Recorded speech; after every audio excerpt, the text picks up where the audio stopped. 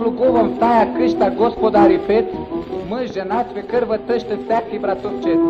От зори още рано, чак до полунощ, аз работя непрестанно с цялата си мощ. За да си слуга, не е толкова лесно, господа, трудиш се без пир и не виждаш никога каир. Моя господар не е лош човек, но господарката, тя е много зла. Денем както и да е, но и нощта не ме остава на мира.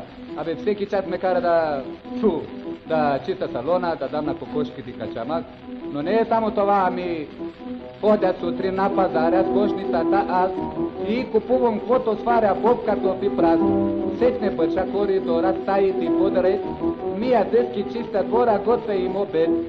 За да си слуга, не е толкова лесно, господа, трудиш се без пир и не виждаш никога каир.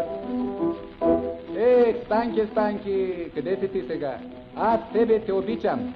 И ако ти си съгласна, аз съм готов да те взема за жена. И няма да грешиш, и при мене ще живееш много добре. Така вече ще те водя на кинематограф. И после, като отивам вкъщи, ще те черпя шоколад. А празник някой, щом настъпи нова пателя, господарката се къпе в банята сама.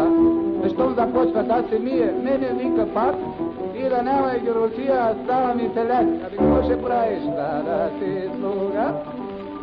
Не е толкова лесно, господа, да трудиш се без пир и не виждаш никога каир.